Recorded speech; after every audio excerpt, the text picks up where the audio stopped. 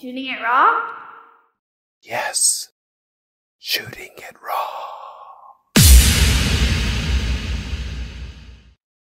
Oh, so we've already started. We're just going right in. Okay, start over. Sorry. Okay, you can cut off this beginning. I didn't realize. Okay, I thought we were going to chit chat first. Go for it. Okay. It's really about capturing the moments, right? That essence. And I remember as a kid, it was like, click, click, I'm the picture chick. My dad used to, I used to go around parties. Now, thinking about that as an adult woman, that probably wasn't the coolest thing to do. But I did. I used to capture all the photos and have to get them developed. Like, I think many of your listeners will be old enough to remember what that was like. And those moments you can look back and go, wow, that was my life, or a moment of it.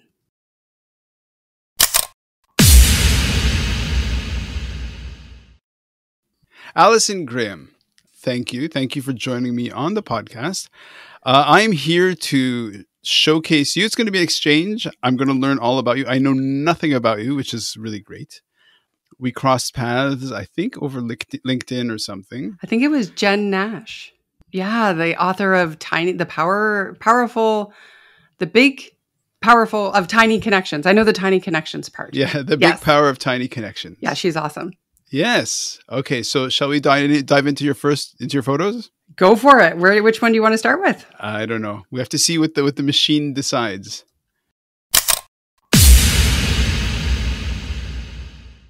Okay, wow, starting with a bang. Look at that. Oh, I love it. Okay, so it's a photo of a console. So there's like at the very, very close up of the photographer, it's like there's like an audio console, and then there's like 2 large screen monitors, and there's a woman who looks a lot like you on the screen with her hands open wide. You're speaking to a conference, I think, and on the left is just you, and on the right is like multiple cameras, 1, 2, 3, 4, like maybe 6 or 8 different cameras. It's a really good setup. And that's all in focus. And then what's out of focus in the background is the room. So you can just see the screens. You can see the speaker, you, I guess, with a pink jacket very far away, and all these heads. It looks like a business conference more than like a, exhibition center conference. Yeah. So what is this? That is me keynoting a few weeks ago, and it was for the Canadian Mental Health Association, one of their area organizations, had a conference, and I actually was the keynote speaker to open the day and then shifted into MC role and facilitation role. And this is my work. This is what I live to do, is to help people come out of the destructive stress cycle. I really believe that people are unnecessarily suffering in their stress levels in our society, and that there are many ways that I learned how to deal with stress that were traditional but not effective. And so this particular speech was a bit of a, how do I put this? This is the Canadian Mental Health Association, right? Mm-hmm, like they're the experts when it comes to mental health and stress. And I was about to go on stage and say, basically what you're teaching people is not exactly the answer that they need. Okay. And they loved it. And so anyway, that was my session. I, as a keynote speaker, and it wasn't in a big conference center. Like sometimes you're on those huge stages. Yeah. And this was more of an intimate gathering. I think there were about 150 people in the room. And we had a great conversation about how do we shift and deal with all of the stuff that's going on in our lives and stop burning out, but still do the thing we love to do, which is serve people. Allison, really nice to meet you. This is great. Okay, so the words that pop into my head, one is that you're a speaker. You have a kind of position or role, and as a keynote speaker, that is recognized as, okay, here's somebody who's dedicated some time to have some kind of expertise or mastery over a topic. And then you mentioned mental health, which is one of the themes, I guess, not necessarily mental health, but how to, there have been a few guests on the podcast who have been in and around the world of mental health. And so I'm fascinated. That's really great. And strong women. Well done. Yes, this is Yes. awesome. And then okay, where to begin? So how about you take the reins and say, because you've already opened the door to some amazing things. So do you want to focus on the crux of your work? Sure. We can. Sure. We can focus Do it. anywhere you want. I'm here. How long do we have? I want to learn. However long.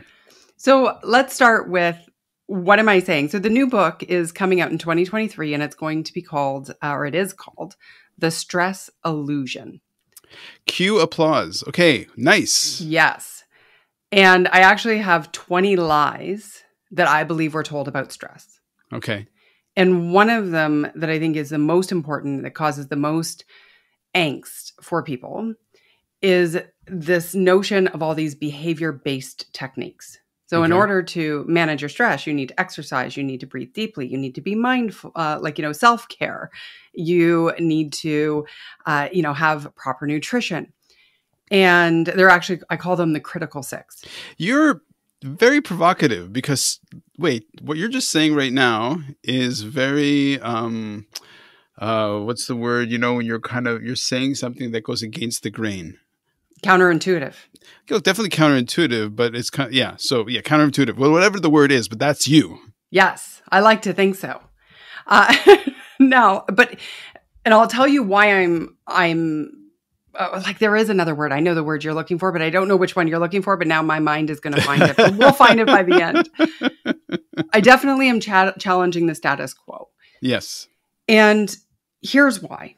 Because if you talk to someone who is burning the candle at both ends, maybe they are trying to get a side hustle going, they're working in the corporate market, they're climbing the ladder, they've got a spouse who they're trying to be a really great partner for, maybe they have kids, somebody in their family has a health challenge, they're caring for an adult, and you tell them that the answer to their woes and their unhappiness is to exercise and breathe deeply, I'm going to call BS on that. Okay. Right? So there's a difference in my philosophy between management of stress, which assumes the stress hormones are going to fire, and how do I deal with the fact that they're already firing, and stress reduction, which is how do I fundamentally stop creating the stress reaction so that I no longer need to manage it. Okay.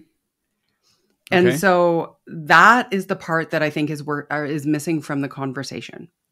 So yeah, we'll say things like platitudes, right? Like, just let it go, or don't take it personally, or, don't sweat the small stuff. And those platitudes, what ends up happening is people start judging themselves because they're like, I know I'm not supposed to take it personally, but I'm taking it personally. It feels mighty personal to me because I'm the one having the reaction to it. And this kind of advice, when I started my journey, I remember the moment that I became obsessed with resilience, stress management, stress reduction, burnout management, and recovery. It's all interchangeable, by the way. So you can use any of those words and they kind of mean the same thing as a whole. It's part of the human experience. And my neurologist, I was screaming at him and ugly crying, and I was in the hospital, and I was absolutely desperate. Because 2 years before that appointment, I'd had a surgery and they made there was a few things went wrong, and I ended up with neuropathic pain. Oh, wow. And I didn't know how to manage it. It was medication after medication. It was all these different surgeries to try to fix the damage that was caused from the first beyond just the nerve pain.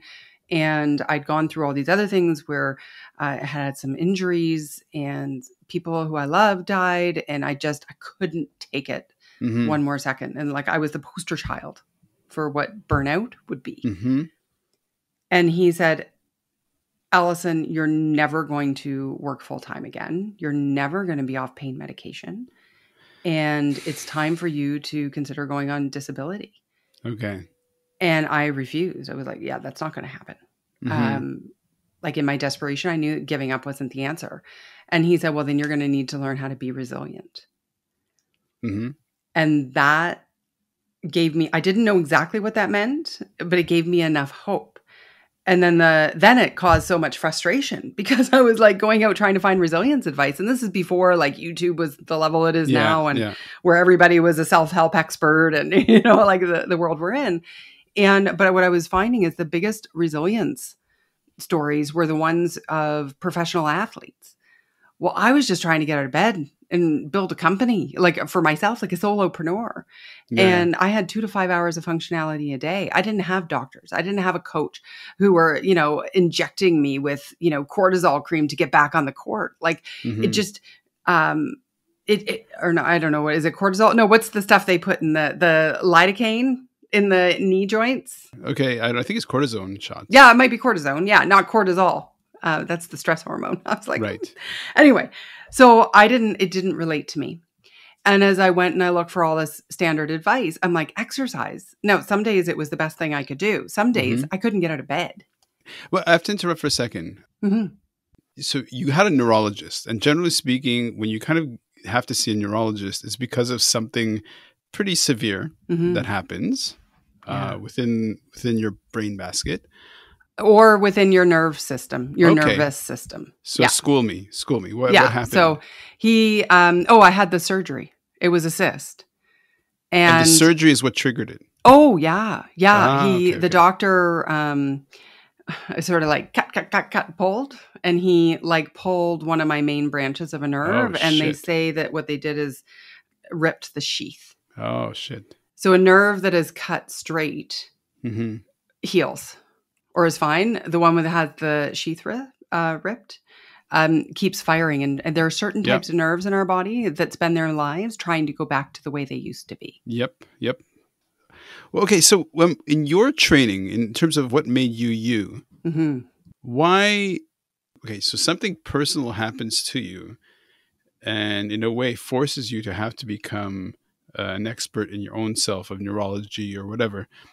Was that something you're already in looking at, was all part of your life, or was this, all of a sudden you're just like, well, this is the new me now. I have to really understand this whole thing. Like, what did you study, or what did you do before and after this big change? Certainly not that. I certainly did not expect to become this person. So before that, I was actually a columnist. I was by that point. I was a writer. And I was raising money for social services, and I worked for different charities. I was the executive director of an organization that supported people with an eating disorder and their families. And I was not a clinician in any way. I did have a strong sense of community involvement. Like I really believe in giving back to the community. And I, in fairness, looking back, I probably did that to the detriment of my giving to myself. And, I was always focused on what does everybody else need. But it's still who you are, because as you're saying this, I've got this really arresting image of which people can see on the website, on YouTube, in the show notes, all that business, of you giving to a community of peers in a way through a talk. So that's obviously something as who you are, right? Oh, it's so ingrained. Yep. I think so. Yes. And people who are givers, and I suspect most of your people who are listening, I mean, most of us, is part of the human nature, right? We want to help other people. You're doing this podcast because you want to bring knowledge, not just to yourself, but to others. Right? No, it's not about others. There's no audience at all to this podcast. It's only for me. It's not published. All right, kidding. Fair enough. Kidding. Fair enough. So I think that desire is ingrained in who we are as people. Yeah.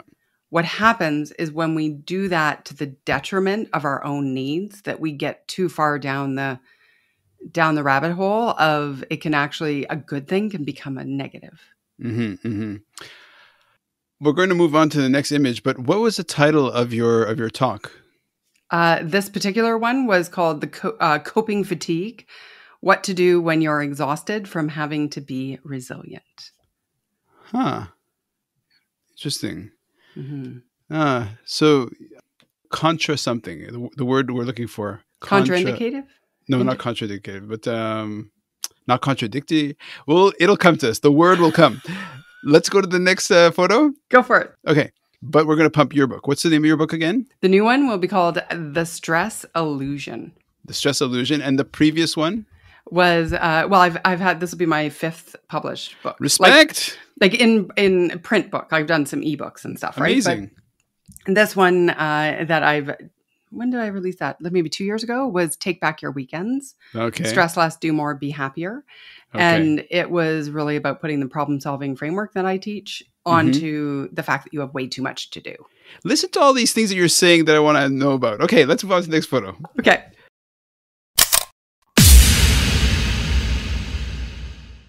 Oh, okay. Hard left. Beautiful photograph of a sunset. I'm assuming it's a sunset because the color. Well, dude, if it's a sunrise, it could be a sunrise, but it's probably. It's actually a sunrise. It is? I'm pretty sure. I'll have to look at which ones I put. I mean, I have so many on my phone. It's sunrise. No problem. So there's a large body of water on the right. Knowing the Great Lakes, it could be a lake, like Lake Superior, but it could be the sea or an ocean. The color is super, super warm and oranges, and the sky has the gray. If I were to put my money on it, though, I would say it's a sunset. Sunset? Okay, it might be if it's to the right. Idiot. I'll have to look. I'm such an idiot. Okay, anyways, sorry. Okay, so it's... You very well could, because the ones... So you're totally right. I'm totally right. I said both. I said, it could be a sunrise or a sunset. Basically, it's the sun, and it's doing what the sun does, which is to shine its light, right? Funny. Okay, so anyways, so the sky behind is beautiful. It's orange. It's a great shot because everything's in focus and delicious and great. On the left in the foreground is what looks like kind of pier/walkway with docks, and which frames the image very nicely is this beautiful tree, deciduous tree, I guess. So what's the significance of this one? Well, when COVID happened, I lived in the city, and I loved living in the city. Oh, I looked at the picture. It is actually, if you can imagine, that is a sunrise. Aha. I said it, but didn't say it. Yes, that's right. You're right. It does look as brilliant as a sunset that we typically get. And I chose to put my city life in storage and move out to the lake full time. And this was actually the house where I lived as I grew up. My mom and I renovated it about 5 years ago. And I was using it as a cottage, like coming whenever I felt like it and often on the weekends. But then I was like, why am I in the city? Like, what do I need to be here for? And because I don't need the airports. And if I do, I can drive off to Detroit or I can go to London, whichever way I need. I'm sort of halfway in between. And where is in between? In between London, Ontario and Detroit. It's a little village just outside of Chatham area. I don't know if you know the area at all in Ontario. Ontario. Okay. Yeah. Okay. So Canadian. Is that Lake Ontario or is that like a smaller lake? Lake Erie. So it's one of our Great Lakes. Got it. But just up the river from the other one, nice. From Lake Ontario, but not far. So I'm closer to Detroit than I would be to Toronto. Okay. And I just think there's so much. It sounds a little bit contradictive to what I was saying in the beginning, because we do need that mindfulness. We do need that time when we are connected to nature. I'm hugely. I just feel at peace when I am. For the listener, I'm nodding. Yeah. Yes. The thing is that if we don't solve the fundamental issue of feeling completely stressed and reacting to everything that's happening in front of us and, dramatizing the stuff in our lives or taking control of our to-do list and feeling overwhelmed by that, then we're not going to have the capacity left in order to enjoy the sunset, right? Or the sunrise, whichever we prefer to call it. And that, I watch a lot of sunrises because when I'm writing a book, which I'm doing now, my brain, like at about 4:30 in the morning, 4 o'clock, 4:30, 5 o'clock, whenever it happens to be, just goes into high gear and it goes, shoo, and I'm like, I gotta get up. And I go and I start writing. And then the sun rises as I'm writing. And so that was Right. taken from my window that morning. And I usually take one almost every morning. That's from your window. Yeah. Okay, so for the photograph, what's spectacular? Well, first of all, the water is all golden on fire. Yeah, so what's great is that the water is reflecting the sky, and so it's quite golden and everything. But what's amazing is that your window is really at the water line. Like the level seems basically not that elevated, so the perspective is really, I mean, it's stunning. Yeah. The water's right there. Yeah. I love it. So talk to me about mental health and the role of the outdoors. Like, how does this feed into? Because you've written a book, you've written a few books, 5 books. Yeah. You've spoken, you've championed, you've tried to get people to shift their awareness and their behavior. But why exactly is that approach better than the others? Well, first of all, it's not about adding more things into your day.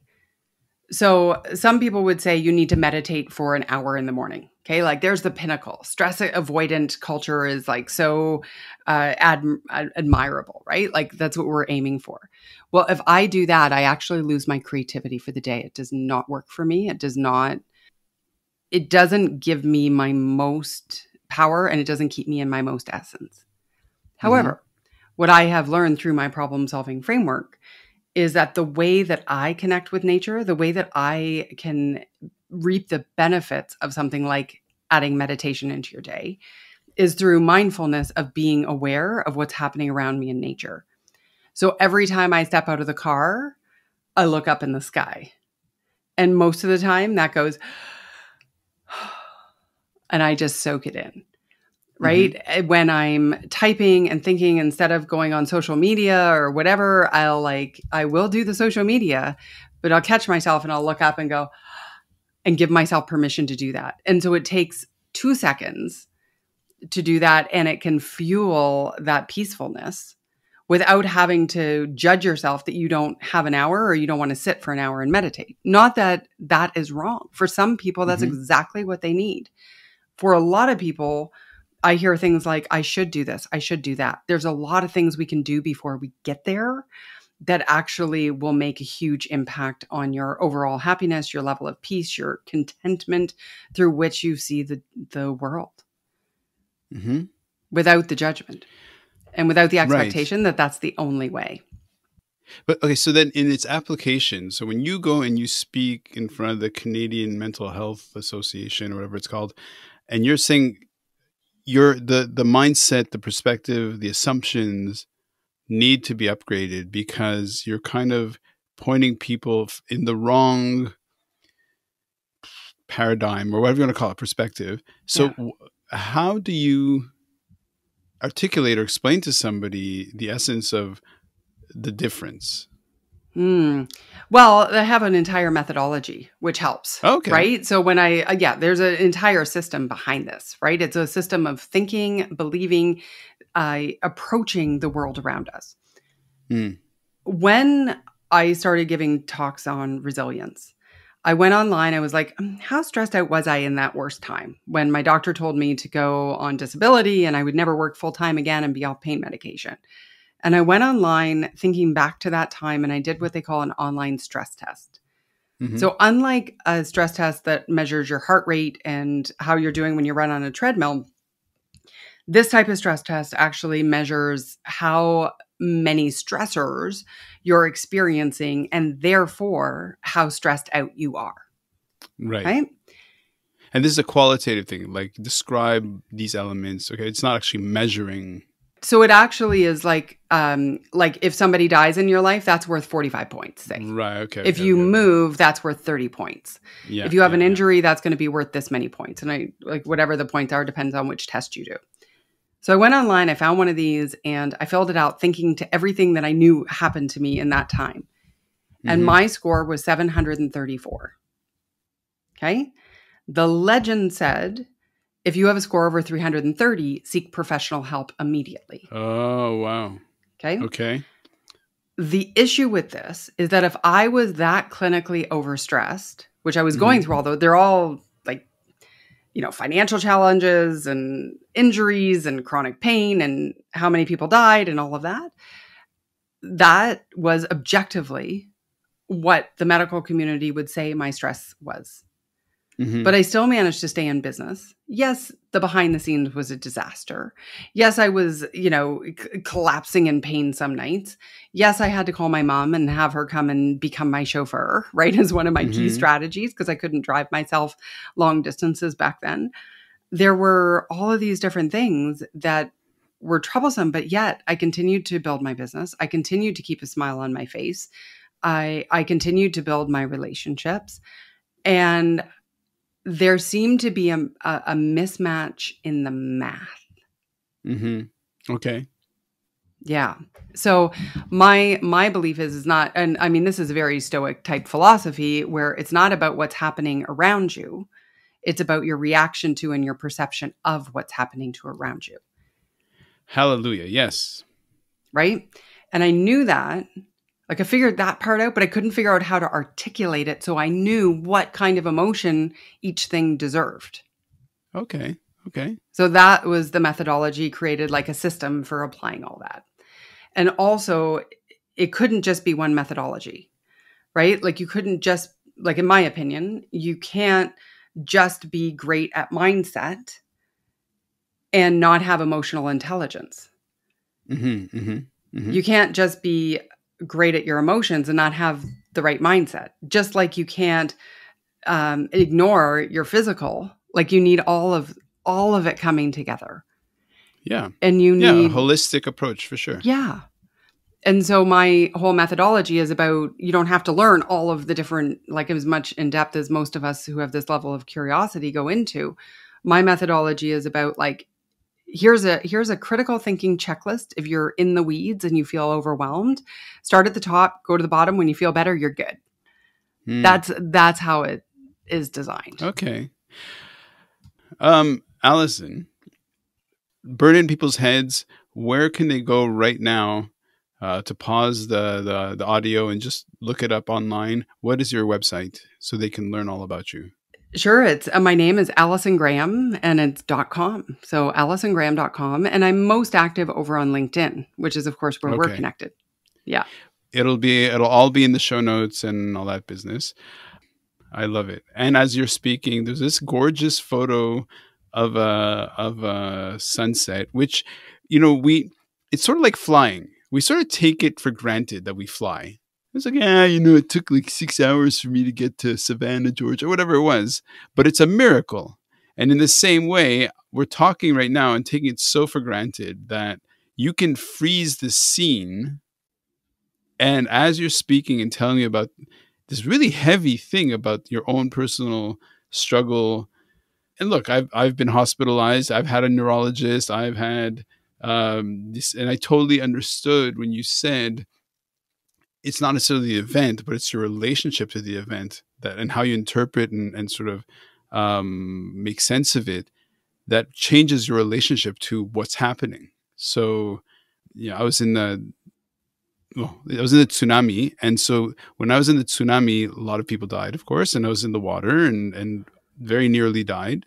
And I very consciously knew and understood that I have to sort of interpret that event in an empowering way so that I wouldn't be traumatized by it. And so it's not exactly what you're saying, but it's in the same area of the library. It sure is. And here's the thing, that is a true survival stress experience. Meaning you can't turn off like every hormone. I can't even imagine. Like I would love to just be quiet and interview you about that experience because I'm sure that's absolutely fascinating. You can't turn off those survival stress hormones. Of course not. Yeah. Right? That's part of it. Nope. It's part of your body. Yeah. There are people who are spending their days acting at the same level of stress with their hormones firing on all cylinders based on the fact that they have a lot to do or they're stuck in traffic. Right. Okay. Think about that. Right? Okay. How are you? I'm so stressed. I'm stressed. I'm stressed. Oh my God, it's so stressful. It's so stressful. Like, I mean, if you listen to conversation for the next 48 hours, and I'm going to challenge every person to do that, Hmm. how many times do you hear the word stressed? I'm going to suggest it's over 10, at least. This is really great. Allison, this is awesome. Right? Whereas what you went through is true trauma and it needs to be processed. So when we go through a true adversity, we need to, my philosophy is we go through the adversity. We can't judge ourselves for it. We have to process it because if we just deny and deflect, my doctor used to call it my gotta go technique. And I was Hmm. very good at it. I don't like how it feels over here. So I'm going to go over there, Yeah. hang out for a bit. And that, all that does is stuff it down further into our being because we're not sure how to process it. Hmm. Where my philosophy comes into play is honoring that and not creating destructive, unnecessary stress around it. Okay. Capiche. Oh, no, sorry. Capisco. Thank you. I get Perfect. Yeah. it. Shall we move on to the next photo? Or do you want to continue on that vein? I mean, this is your ride. Like, do you want to move on? No, yeah, sure. No, it's totally, it's your podcast. Do you want to talk about the tsunami? Do you want to tell us all about it? Have you done some stories on it or not yet? You're not ready. It's on the website in the About page. Oh, I think wrote a story about yeah. it. But for the listener, here's how I connect to what you're saying is that, so those experiences to me were empowering. You know, in a sense, I know it sounds kind of twisted, but it's like, I wish you could all have those experiences and come out of them the way I did, because no trauma, no stress. It's like, it's this feeling of I survived, and other things helped create the anxiety. But I'm sure all of it gets baked into on a cellular level and whatever you want to call it. Yeah. Enough about me. Let's talk about your next photo.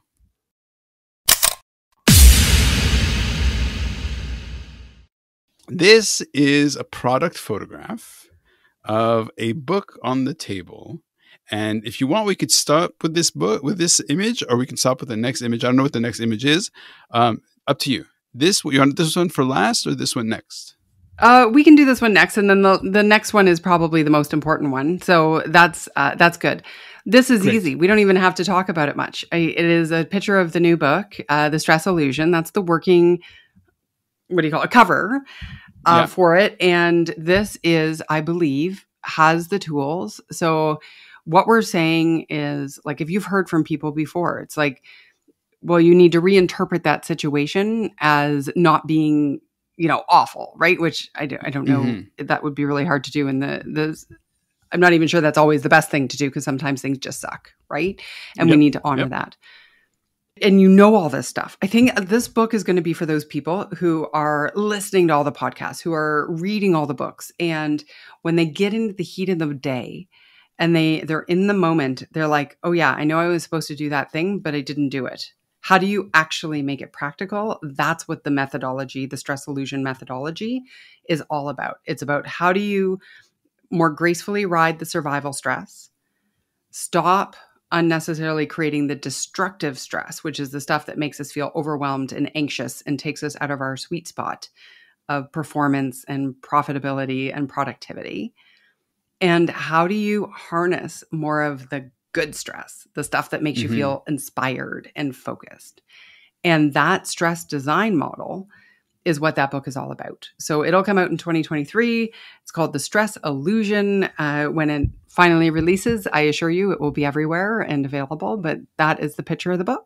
That's very exciting. So for the listener, what it is it's just a very straight on photo of, imagine a book on a gray, kind of grayish table. The book, the word stress is in yellow on top of basically a purple, violet. And the word illusion is kind of faded out. And why did you choose purple? Because I told the designer it needed to be something that wasn't going to force me to redesign my entire company brand. It had to go on my website and not clash. So that was the first thing. And then when you actually look at the psychology of words, or like of color, wisdom is one of the, I didn't want something that was going to make you feel tranquil, because I think we need an intensity in our life. I didn't want something that was going to make you feel fired up, like red. Yeah.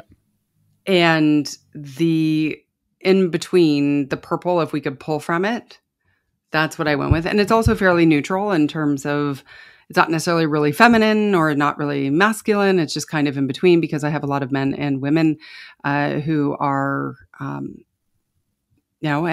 I think I'm pausing only to say and try to be inclusive, and people in between or somewhere else on the spectrum, right? Who I don't think purple it's not pink, it's not black, right? It matches the energy of the book. So that's why I went with purple. And, that might change by the time it gets out there. But if you put that cover on Amazon in a lineup, it pops.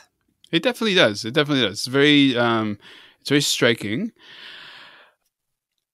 I'm just kind of sitting in this notion of the stress illusion, right? Like, so how I operate and how I interpret the world is everything's symbolic and nothing is accidental.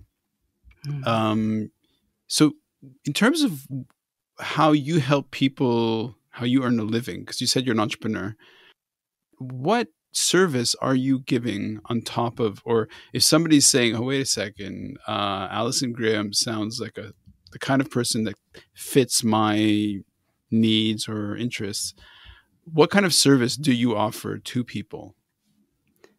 So there are two lines of business. One is for the corporate market and one is for the individual. And the corporate is very traditional. You bring me in for a keynote. You're probably from there. We get some interest from the team and some buy-in. Then they'll take me into a long-term training program and then into group coaching. And the individual level, it's a combination of those different things. So the books, the social media, there's tons of content there that people can just get together with. And the reason that I decided to put my entire methodology in the book is because I recognize the individual can't pay me what some huge corporation is going to pay me to come in and teach their top execs. Right. And thus the book lays out the entire framework and the foundation, like the entire methodology is going to be there. Like it'll be everything not everything, because obviously there's nuance. Sure. And so the book and then online courses are already available, and there will be a group component when the book launches that will be a part of it. I also offer a lift up every week, which is basically an email that will make you think or challenge some of your perceptions or just tell a story about what's going on in life. And that is, people can register for that on my website. Okay, so in your presentation of the story, there's this, there's a character called the neurologist. Yeah, Dr. Wrong. Okay. Dr. Wrong. Take that, buddy. No. But it's just because they're like, well, in medicine or in the neurology, it's always like you're falling between a certain probabilistic or band of, most people in your situation would be X. So you kind of have to figure out how to become an outlier and say like, well, you know what, guess what? I'm not within that 80 or 90% of people who can't walk, who can't work, who whatever it is, right? Because that's the situation I was in. Right. So, where I'm dealing with a neurologist who's saying, well, maybe there's a possibility that you're never going to be able to hold a job or whatever it is, right? But doctors like to give absolutes though. And doctors like to, well, I don't know if it's an absolute, but they have a perception of how patients are going to interact and what the outcome is supposed to be for a patient. Okay. And like he was one of, and I'll have to go back and add it up. It was either 9 or 10 specialists that I had seen since the original surgery in 2 years, spanning 4 different hospitals. Oh, wow. Wow. Everybody was just pushing me everywhere because nobody could find an answer to fix me. And they all felt horrific because of the circumstances. It was like, here's this person who is living this life. This doctor goes in for what should have been a very routine surgery and gets maybe in over his head. I don't have any judgment towards him anymore. I think we all show up the day that we show up and we're aiming to do our absolute best. He wasn't like let's see who I get on my table today so I can butcher them. Like that wasn't his intent. Yeah, of course, of course. And so everybody had, from a medical perspective, I believe, was trying their best. Mm-hmm. What they failed, just like those original stress tests, is we fail to integrate into that calculation of how stressed you are. Okay. We base it on external factors. We don't base it on, it should have been, here are all the external factors.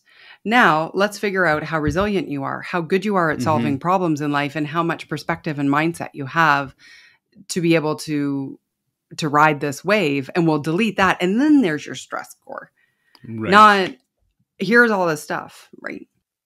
Yeah. But okay, so you're so you're one of the people who, by virtue of who you are, that is why we ended up meeting, because you're somebody who kind of went beyond the 90% of the people who've had what you've had would probably be like this.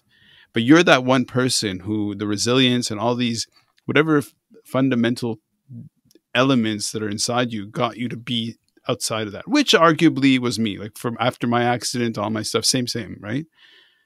Now, how do you inspire that drive in a listener when you're talking to them to say, okay, look, all the different things that are stressors in your life that are making your life shitty, those are just conditions that you can push beyond or whatever. And this is the methodology that you can use, right? So how do you really speak to that? So you have opened up so many different things that I was going to interrupt you a couple times, but I didn't want to. I want to see, where's he going to go with this? I like to talk. Sorry, go ahead. No, I love it. Okay. So first of all, you make it sound with the way that you said it. And I don't necessarily disagree, but I also do disagree. So we'll disagree. Is it okay? Yeah, for sure. I'm not actually special. I'm not special in any way. I chose to believe that there was a possibility that the doctor was wrong. Okay. And the problem is that most of the time people walk into a doctor's office and the doctor says, you're going to be pain medication for the rest of life. And somebody says, oh, okay, well, the doctor's smart. He or she knows what she's talking about. I guess I'm going to be on pain medication for the rest of my life. Yeah. Not knowing. Like I remember going to a different hospital, and it was part of this acquired pain psychology group. So it was a group session. And I walk into the hospital and I'm like ready to go. I'm like, all right, people, let's talk strategies. What are we going to do here? And I'm like, so how, and it was my first day and they'd all been together for a while. And there were 12 of them all around the, the boardroom at the hospital where they put us in this one conference area and, those big rolly chairs. And I remember I was like this eager, 30, however, I would have probably been 34 at the time. And I looked at them and they'd had similar issues that I'd had. And some of like by the end of the conversation, they were yelling at me. Allison, you got to stop this nonsense. This is your life now. You're one of us. Oh, okay. You are never, the doctor told you, you're going to be on pain medication. We've been on pain medication for 20 years. This is just how it goes. They were so defensive and so set in their victim mentality.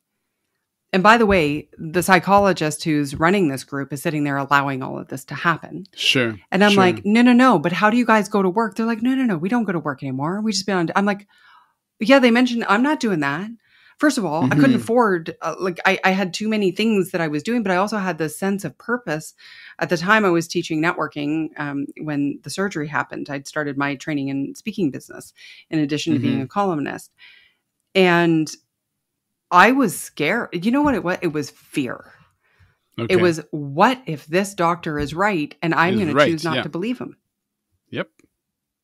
But the system is not designed for that. The system is designed to take you into a direction of this is the medication, this is the thing. Yeah, it's a process. And there are too many of us to do it. So what I ultimately did, I found people who were living full lives. Like I know executives at companies that if I named the names, you guys would know who they are, who have neuropathic pain right now and are running multi-billion-dollar companies. And you would never know what's happening. and they maybe have, one gentleman I know, he has one of the stimulators in his spine, right? I tried wow. that, didn't work for me. But he's doing it. So when I purposely went out and I went to find the people, but the people who have pain and who are living their lives and still working are not necessarily talking about the pain. I mean, I do when we get into this, right? Like, but they aren't necessarily, you wouldn't see them unless they're wearing the pain face.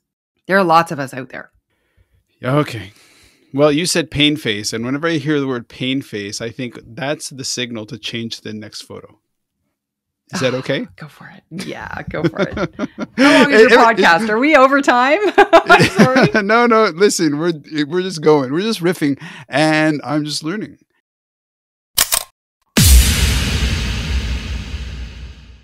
So in this photograph, there is there are a couple of things it tells. Okay, so first of all, what makes a photograph is this very sweet dog just kind of neutrally laying down with a yellow kind of leash of sorts, laying down on a fleece blanket or a towel. And because of the conversation and because of what's in the photo, it's kind of like on a hospital bed. And behind, since we're in Canada or in a cold climate, it looks like a radiator, a kind of radiator casing. There's a little bit of the sort of hospital blue, not really sure what that is, but it's essentially a portrait of a very sweet sort of dog. And there's this one human hand gently holding on, and that hand looks like it's been around for a while, probably 7-year-old hand, I guess. Can't see it. It's not close up, but that's part of the skin, 70, 80. So what is this, Allison? What am I looking at? That is Winston in my mom's hospital bed. Winston is my dog, and my mom is currently in the hospital. She, 6 weeks ago now, fell backwards down 10 concrete steps. And I am her daughter, resilient. I'll tell you, I am so impressed with this woman. She climbed back up, got her glasses on the fourth step, like crawled back up. So when she fell, did she break something? Yeah, she hit her head, but she didn't break anything else. Shit. Her back was black, like just purple, right? From the fall. But what a blessing. She has all of her cognitive function. She has, like, her head is okay. They had to do one head surgery to release some of the blood, and then they were concerned about a second. And she's now been in the hospital for 5.5 weeks, 6 weeks. And we're trying to get her stabilized with her blood pressure and her nausea. She's got a lot of vertigo. It's it's been a process. So until last night, she was 2 hours away from me. It was about 2 hours of driving each way, about an hour and a half. And then, you add in the packing time and the, whatever. But it was basically a 4-hour commute, and I went 5 to 6 days a week. Wow. And then I was like, trigger, you're complaining a lot about this because my pain, of course, when I speak or when I drive is problematic, and I'm trying to write a book, and my 4 hours a day was being taken by this thing, but I wanted to be with my mom, obviously. Yeah. Anyway, the doctors have deemed my dog a therapy dog. Yeah. And so now he can go into the hospital with me. And last week I made arrangements to stay down there for a month, packed up my life, live there. And then yesterday they were like, no, we're going to send her to the hospital closer to home. And I'm like, hallelujah. So I repacked up my life and I moved here. And the reason I wanted to share this picture is because so often we're going through things and people don't necessarily know. Like, I've had lots of conversations in the last 6 weeks that people have no clue that either I'm outside the hospital, I'm in a borrowed office in Windsor, in the hotel room, wherever I needed to be. Oh, wow. Because we all have a story going on behind our curtain. You have a story. I have a story. Every person who's listening has a story. And it's what we do with that story. And you so graciously were like, look, I know you got a lot going on. Like, do you want to postpone the podcast? And I'm like, no, I don't, because I still need to work and I still need to live my mission. And the things I've learned over different tragedies and things like this over the years in varying degrees is that we don't need to take the emotion and the devastation from that. Like, obviously, I'm scared about my mom. Obviously, I want to be there for her as much as I can. And, she and I are exceptionally close, right? Like, I'm so blessed to have a mom who cares and is my biggest cheerleader and all those wonderful things. That comes through so loudly, by the way. Thank you. It really does. Yeah, she's just a salt of the earth person, like human. And I wish this wasn't happening to her because I follow my own methodology. Mm-hmm.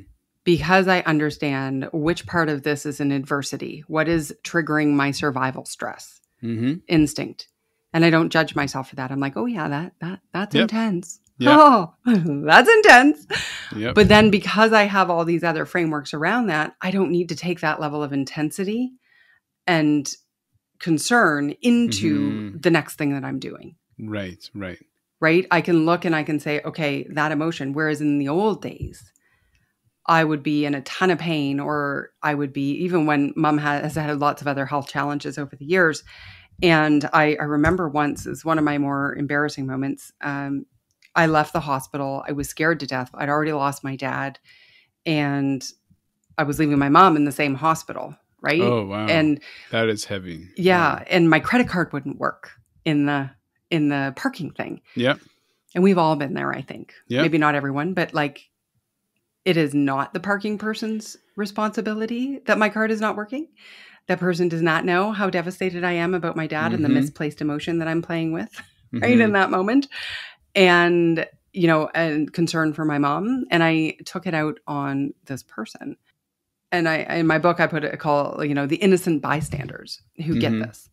And this level of a misplaced emotion and not even being aware of the intensity of what we're feeling can then just sort of shoot out over here. Like if we're not properly processing it. So now when I leave the hospital, I'm like, okay, check in. Like, what am I actually feeling? I'm feeling helpless for my mom. Well, I don't need to feel helpless for everything in my life. Right? Yeah.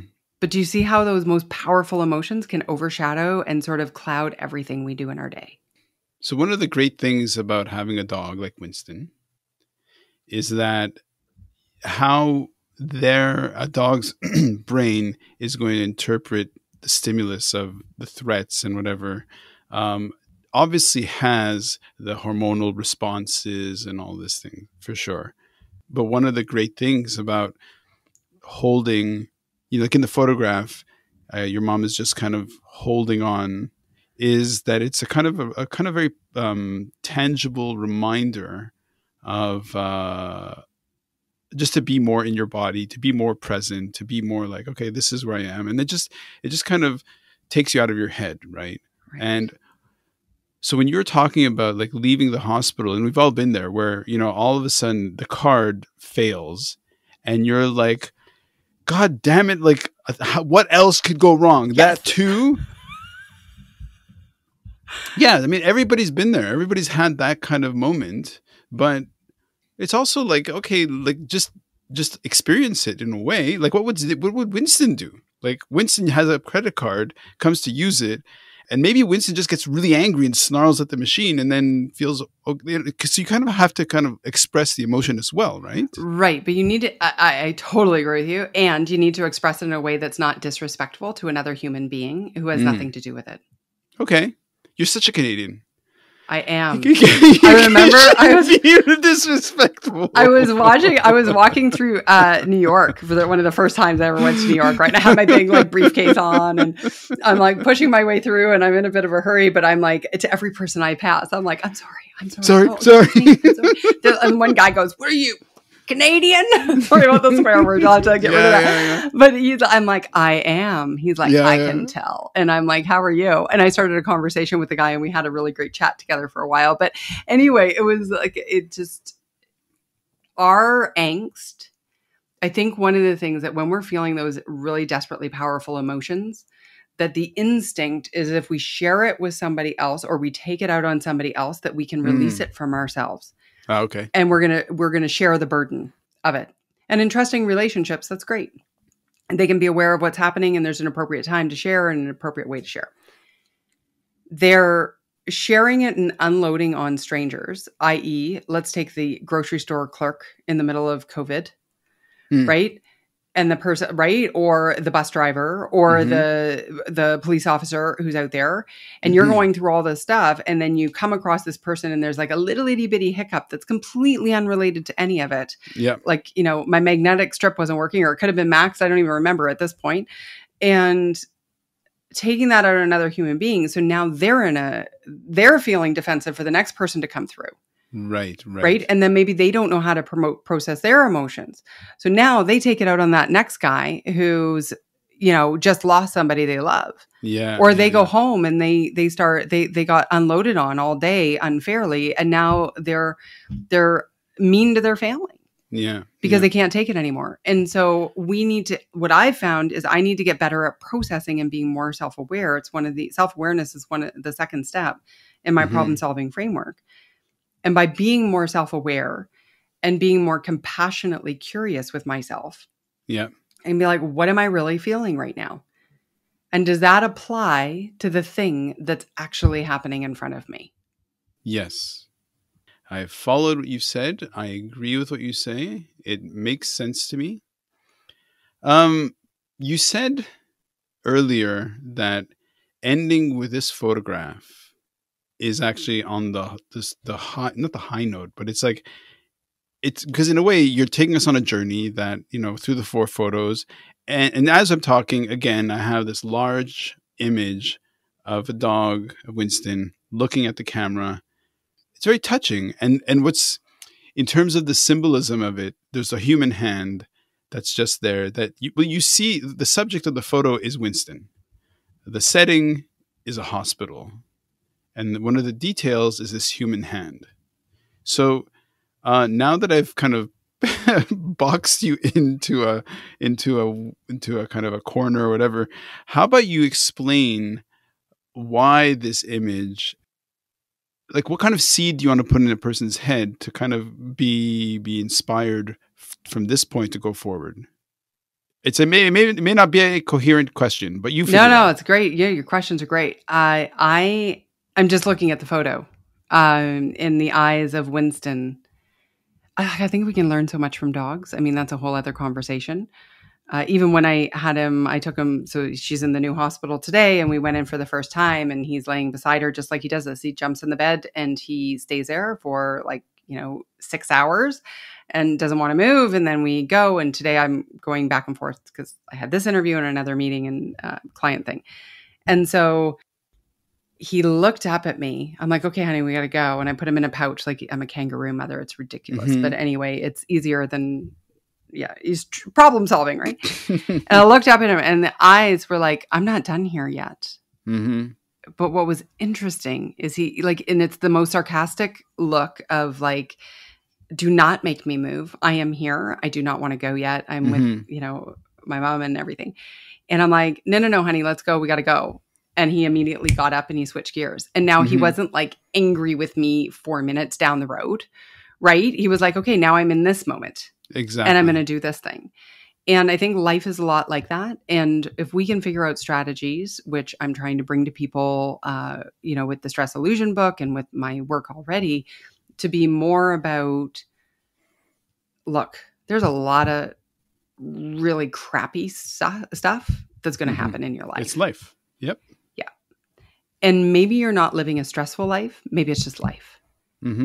And our ability to be okay with that, not to ignore it. Like a lot of people are like, oh, I know, I can't control it, so I shouldn't think about it. I'm like, who told you that? Because the truth of the matter is the stuff that we can't control is the stuff that we care about the most. Okay. So if we don't lean into that, if we just ignore it and we say, screw it. Yeah, no, I can't think about that. I can't control that, this happened. Yeah, but it doesn't negate the fact that it happened. Sure. And so we have to, I believe, as a society, get better at being okay with the suckage, because there's a lot of things that suck. But we don't need to let that define us, and we don't need to let it take us off our greater purpose. Because that's how I've been spending my days, is like I'm writing my book beside my mom's hospital bed. Yeah. Like, what's the irony in that? Um, no irony, more like power, I'd say. Yeah. There's a lot of power there. Allison Graham is in the house. Thank you for this conversation. Yeah, I love it. This is so great. Look, all the best health to your mom and to you, obviously, because you're still going through the neuropathic pain, right? Oh, I still have it, but I don't take the neuropathic The meds. medication. I have lots of health issues that I just deal with.